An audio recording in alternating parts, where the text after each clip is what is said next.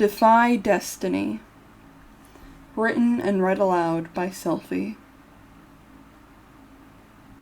Prologue. Shattered plans. The night wasn't average, but it wasn't out of the ordinary either. A pleasant breeze, a lovely waning crescent moon, and a faint feeling of something different. Others would say the night was only slightly above average, but Bad thought it was beautiful. There also seemed to be more stars out than usual, but then again, it was rare for him to be out this late.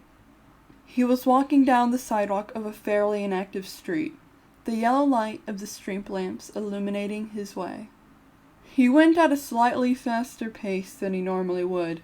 He just wanted to get to his destination and go back to bed. Bad already had plans to go to this location, but those plans were for tomorrow, after school and while there was still sunlight. There had been strange inconsistencies going on around town lately, and the place he was walking to was one of the locations of these inconsistencies. Magic and potentially lethal inconsistencies. Bad had already checked out a few other locations, but with no luck in finding anything that fit the definition of the inconsistencies he was looking for. Maybe this isn't a terrible thing, Bad considered. All of the weird things happen at night, don't they? See, Bad didn't want to be out here so late. He had woken up in a cold sweat, with a feeling that he should go to the next location early. Early, as in right then. Bad had tried to push away the feeling, but the need, was too strong. So, he had gotten up, thrown on his black and red hoodie, and grabbed his phone, plus a few other items he thought he might need. Despite the beautiful night, Bad couldn't help believing that he himself was going to become, or fall victim to, one of the aforementioned inconsistencies. A strange force was leading him here, that was clear. Bad was not a type to make impulsive decisions, but here he was, out on the sidewalk, with little to no plan on what on earth he was doing. Bad wasn't naive, of course. He had a small knife up his left sleeve, ready to be used, and oh boy did he know how to use it. What a normal knife would do to magic, however, well, it was still better than nothing. Bad was nearing his destination. He knew from the map he had taken, and also the feeling that he was close. To say he was nervous was an understatement. His hands were deep in the large pocket of his hoodie, so they wouldn't be visibly shaking. Gosh, what am I doing? Who knows what likely malevolent force is luring me here? Turn around, Muffinhead. You can go later. But of course, Bad's steps didn't even slightly falter as he walked closer and closer. Then there it was, his destination. Unlike this night, the alleyway between an abandoned warehouse and a family-owned bakery was completely ordinary. There was nothing to distinguish it from any other alleyway, except for the faint smell of baked goods. Of course, combined with the less faint smell of garbage. There was a dumpster to his left next to the bakery, and a pipe running up to the roof of the warehouse on the right. Bad stood in the mouth of the yawning alleyway in front of him. The first time he hadn't been moving since he snuck out of the house. The relief was short-lived, however, as he was actually at where he was going. His stomach was a bottomless pit, and there was a sharp-toothed beast that gnawed at the edges. He was staring into the shadows of his potential grave. But he couldn't stay still for long. Bad took a deep breath and stepped forward. Immediately, a shadowed figure jumped from the roof of the warehouse into the alleyway. How they didn't break their legs and wrist from a 3-point landing, Bad didn't know. The figure stood up tall into a threatening stance. It was hard to make out any more details, the shadow of the buildings perfectly cloaking the figure. Bad stepped back into a defensive stance, ready to pull out the knife at a moment's notice. The figure began to speak. "It's not safe to walk around alone at this time of night." The voice used a harsh tone, one that sent a shiver down his spine. But Bad kept his ground, staying silent. "You're a brave one," the figure spoke again, taking a small step forward, still covered in darkness. Bad's hand inched closer to the hidden knife. "Not easily scared, are you?" the figure continued. "Well, I'll have you know that the emotion of fear is a natural and necessary adaptation for humans to survive. If people didn't have it, what's to stop someone from running straight into the lion's den?" "Exactly." The figure nodded, as if they had gotten an answer. They took a second step towards Bad, still not illuminated enough to see much. "Look, kid, I get it. You want to prove to your friends, or to yourself, that you aren't a little pussy. But that doesn't matter here. This is the real world. By taking a risky dare, you could get severely hurt. Or, you know." The figure didn't need to finish the thought. "However, I like to think of myself as a good Samaritan, so I have a deal. You can turn around and go back to your mommy, and I won't do something that'd make you regret coming out here, and we can both pretend that this never..." During the figure's monologue, Bad's fear had slowly been overtaken by another strong emotion. Sheer annoyance. "Oh, really?"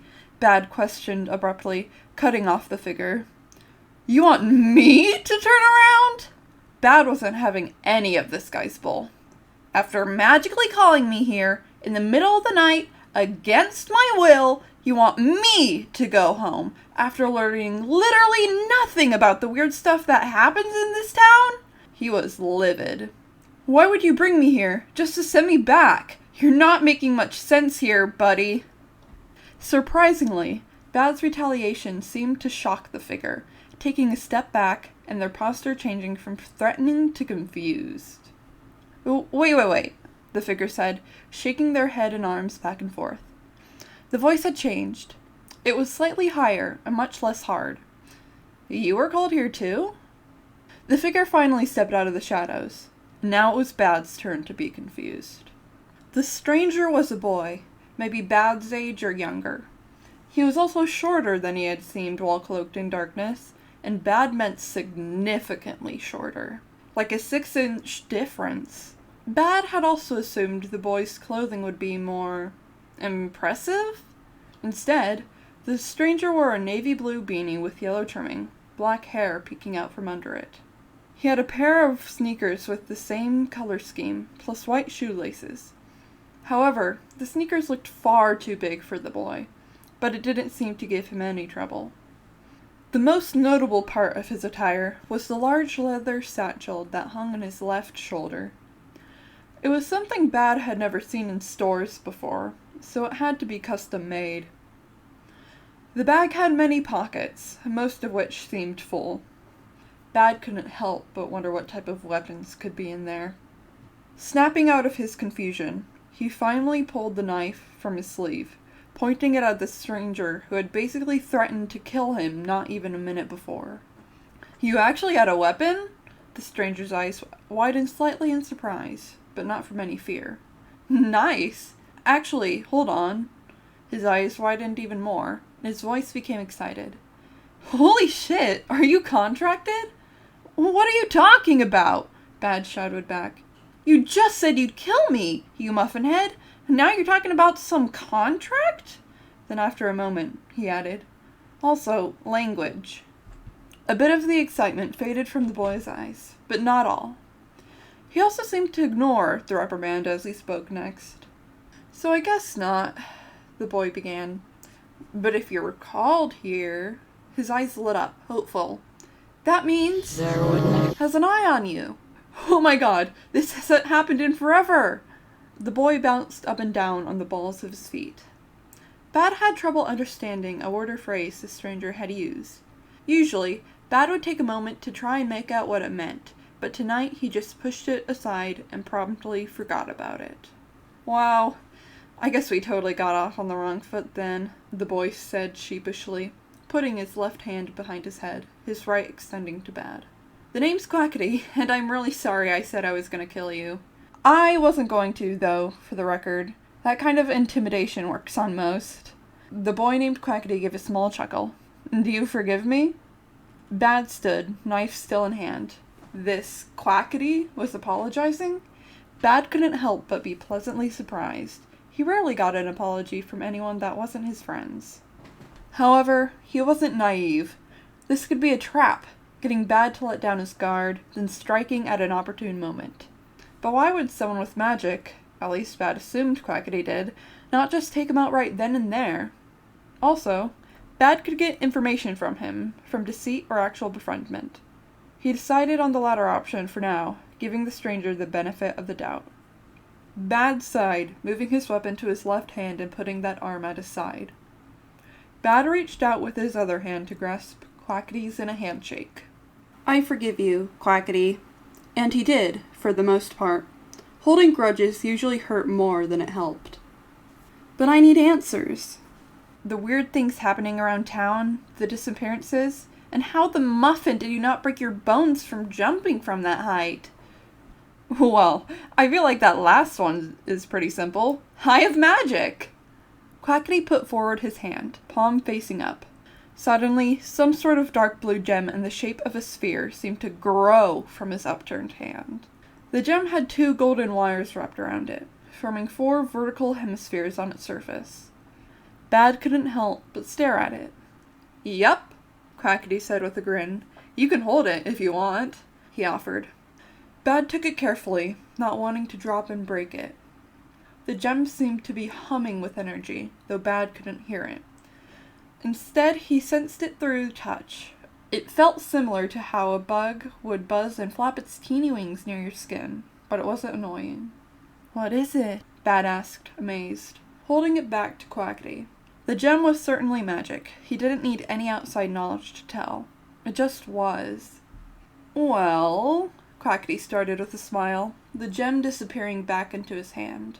I'll tell you, but before I do, I need 3 things from you. Bad hoped he wasn't putting his trust in the wrong place. First, can I have your name? My name's Bad, he answered. With the other boy having magic, Bad doubted it would be hard for him to get anyways. Bad! Quackity exclaimed, smile growing. You're a bad boy, huh? Fuck, I kinda wish I had that name now. Language! Bad chastised immediately. What if a little kid had heard that? Ha! Quackity barked. You're funny too. I think we'll get along great. His laughter echoed in the alleyway. Bad just gave him a long, dead stare to show him that he was, in fact, serious. Quackity's chuckles slowly faded into an awkward cough. Before things could get more awkward, something rustled and squawked from the inside of the dumpster next to the wall of the bakery.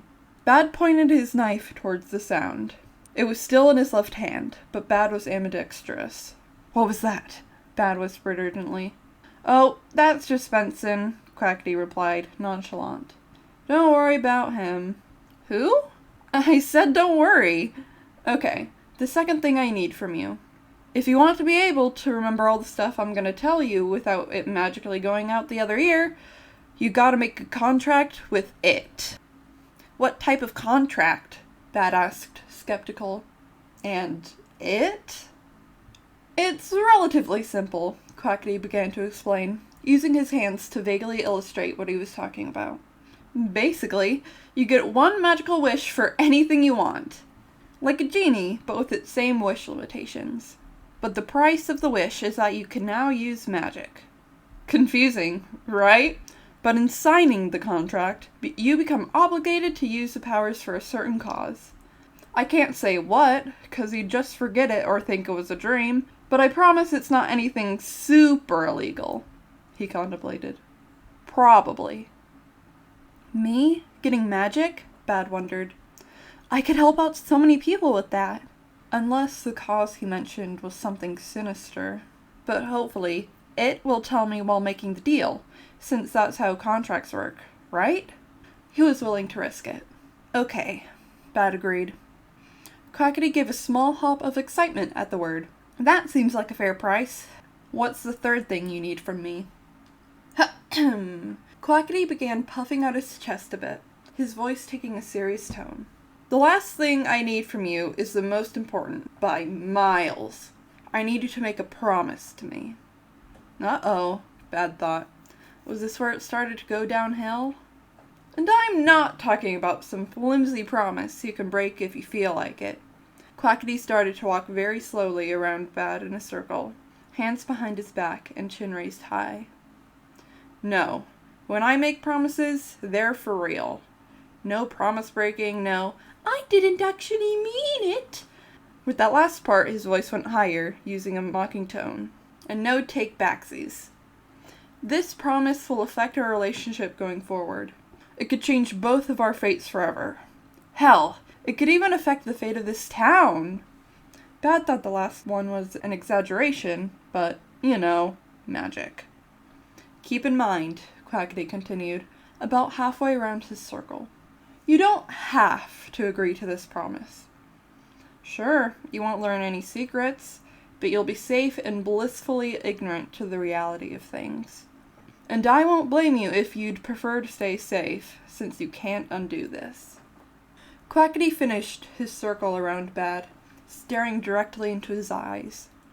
Bad stared back, preparing for anything. He needed this information. It could protect his friends and family. That's why he had started seeking out this kind of stuff a month ago, after hearing about strange injuries, and sometimes even disappearances, that either the victims couldn't remember or the police couldn't bother looking too far into. Frankly, it was terrifying, but Bad would do almost anything for those he loved. "Are you ready to hear it?" Quackity asked. Bad bit his lip. "Yes," he replied. Quackity took a deep breath.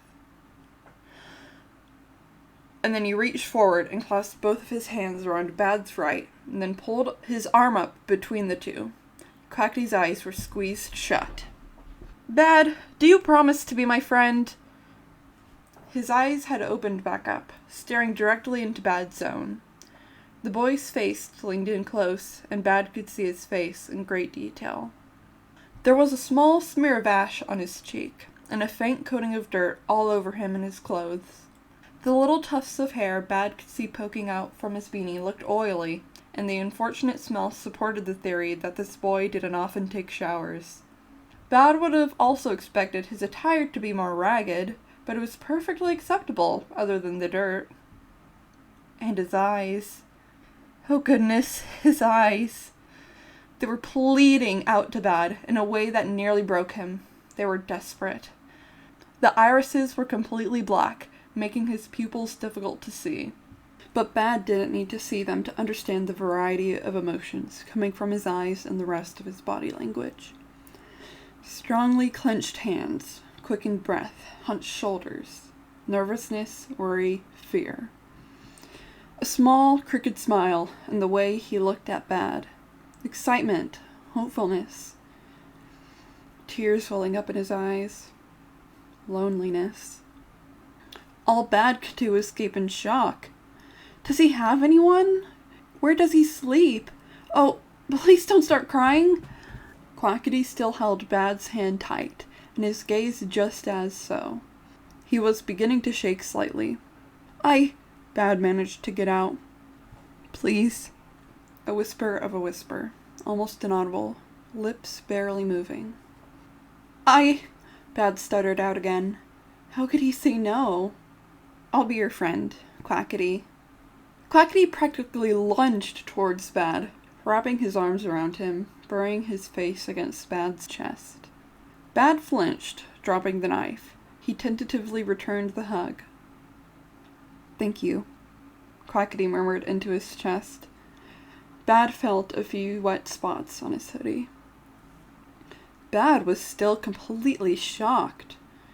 Why did he need a promise to be friends? Why had he been anxious about Bad declining? Why did this boy make Bad feel so sad? He doesn't have anyone then. Bad hugging Quackity tighter as he realized. Guess he had another muffin head to constantly worry about. "I'll be somebody to you, Quackity. I promise." Bad took his promises just as seriously as Quackity did. Quackity pulled away from Bad, wiping his eyes. You must have cut some onions earlier, Bad. Quackity chuckled. But thank you. I really appreciate it. A wide grin spread across his face. And you won't regret it, either. He began to dig through the pockets of his large satchel. Quackity smiled a lot. Not a fake smile, like someone trying to sell you something. Not a sinister smile used to intimidate. Real, genuine smiles. Smiles that let you know you were welcomed and loved. It was a characteristic that all of Bad's dearest friends shared. Quackity pulled out a clear, finger-length crystal from his bag. Next, he held it horizontally, right in front of Bad's eyes with 2 hands. Then, he snapped it through the middle, making Bad blink. The 2 halves of the crystal began to dissipate into thousands of tiny white motes of light, making Bad go blind for a second. He shook his head, trying to make it go away faster. What was that for? Bad questioned, watching the last few white specks fade away. You wanted answers, right? Quackity responded. With that, I can give you them, even without a contract. Since you never know when will show up next, I didn't want to keep you waiting. Bad still didn't understand what he had said, but this time he didn't immediately forget about it. I didn't really hear what you said there, but was it a name? Bad asked. Didn't you want me to contract or something before you told me anything? You still can't hear its name? That's weird. Quackity's smile dropped momentarily in thought, but it quickly returned. Whatever. Like I said, I didn't want to keep you waiting. But I'd still like you to contract ASAP. Can't drag you into fights completely defenseless. Fights? That's concerning. Bad decided to leave that question for later, though. Too much was happening at once. But you said I had to before... Bad trailed off, confused. You're still obligated to contract, okay? Quackity responded. We're friends. And also, I had to make sure you were legit. Those things are like ridiculously rare, since it can let uncontracted/unactivated people experience the magical world. I'm not going to use it on anyone I didn't completely trust, you know? His grin widened, if that was even possible. Bad's heart couldn't help but melt entirely from that last sentence. However, he tried his best to keep level-headed. What if Quackity was a master manipulator in disguise? He didn't look the part, but those types rarely did. The theory didn't make complete sense, though. How would Quackity know how to get into his heart so quickly and thoroughly? They had only met, 10, 15 minutes ago? Maybe he was just that good, or there was a magic component to it. But that didn't explain why he would want Bad, of all people. Another thing. Quackity said he trusted Bad completely. Why? Even aware that this situation could have malicious intent behind it, Bad trusted this stranger. Bad didn't feel like there was any magic to it. He had been able to sense it earlier, but who was he to know? The biggest question was the most perplexing. Surely a person with a silver tongue would know that that would immediately tip off anyone who wasn't an idiot. Gosh, I am an idiot, aren't I? Desperate for companionship? What had this boy gone through all alone? Why was he so sure that Bad could be the solution? So, Quackity said, snapping Bad back from his thoughts. What do you want to know first? Well, I don't know. I'm pretty exhausted. I think I might head home for the night. Quackity looked crestfallen until Bad spoke again. Want to talk about it over some hot chocolate at my place? No way! Quackity gasped after a moment, jaw agape.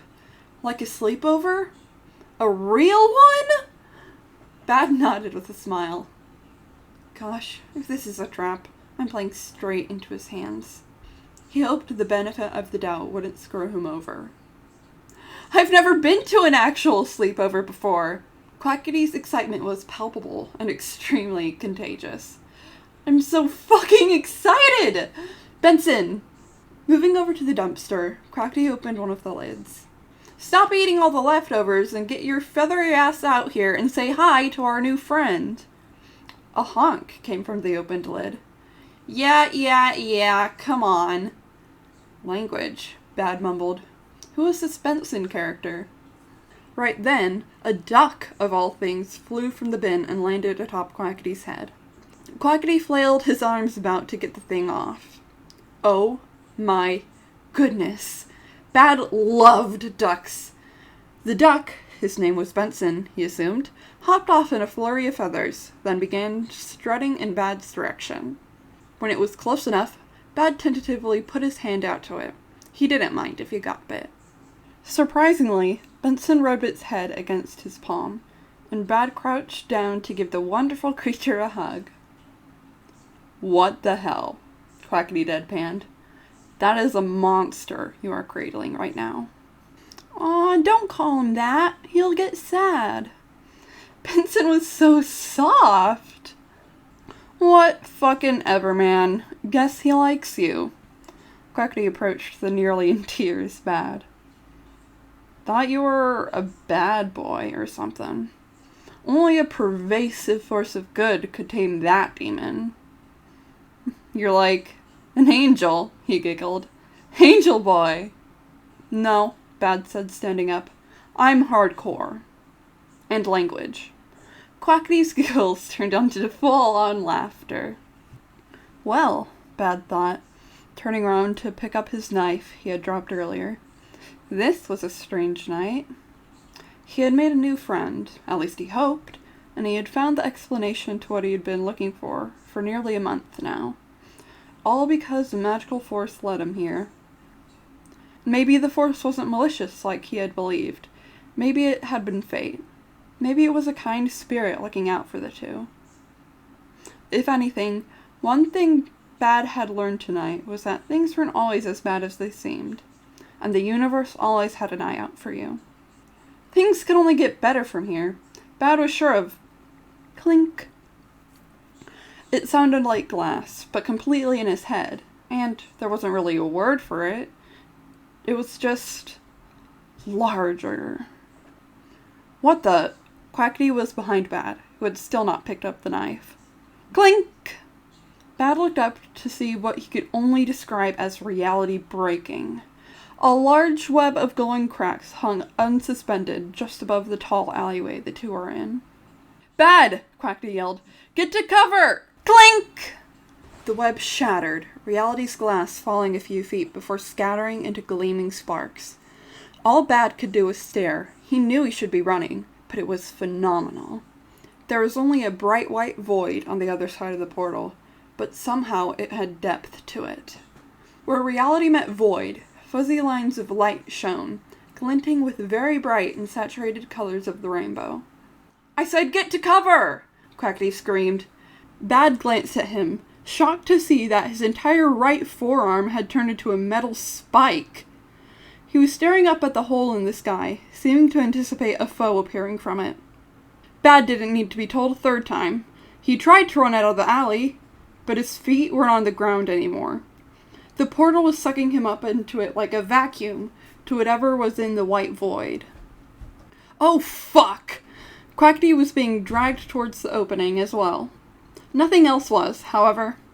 Benson was still perfectly fine on the ground, squawking in panic. The duck flew up to Quackity and snuggled himself inside the main pocket of the satchel. Quackity managed to fling himself over to Bad, arm transforming back to normal in a quick flash of yellow light, hanging onto Bad's wrists with both hands. The boy's shoes turned into large concrete blocks, weighing him down to the ground. What's happening? Bad screamed, terrified out of his mind. He tried to bring his other arm down to hold on to Quackity, but the pull of the portal was becoming much stronger. He was completely upside down, perpendicular to the floor below him in the void above him. Just! Quackity strained out. It was evident how difficult it was for him to keep Bad in his grasp. I got you! I promise! Something wrapped around Bad's torso. He looked down, well, up, to see a long, dark gray tendril with a hand at the end of it coming from the portal. Quackity! He felt tears in his eyes, wind whipping past him. Bad believed he was only a moment from tearing in half from being pulled so strongly in opposite directions. I'm not letting go! Quackity's determination was apparent. In a flash of light, a pair of large yellow feathered wings sprouted from Quackity's back, beating against the upward tug ferociously. And it was working! With every flap of the powerful wings, Bad was pulled a centimeter closer to Quackity, who was leaning back farther and farther to help leverage Bad against the gray tendril. Quackity grunted in exertion, veins showing in his arms and sweat beading on his forehead. In Bad's mind, the definition of a hero was right in front of him, in Quackity. He was facing impossible odds with bravery just to save one person. Bad believed heroes always tried their hardest for what was right, even if it seemed unreachable. But sometimes their hardest wasn't enough. Bad felt another tendril arm wrap itself around his waist, pulling just as forcefully as the other arm. He was violently pulled out of Quackity's grasp despite his hero's effort. Bad shot up into the air at almost breakneck speed, tendrils tightening as they realized they had secured their prey. Quackity shot up almost as quickly as Bad, but a few milliseconds delayed from having to transform his shoes from heavy concrete slabs. It still was close. By the time Bad was nearly up to the portal, Quackity's arm was only a few inches below Bad's own. Quackity's eyes were wide, teeth bared in a grimace, hand stretched out towards Bad.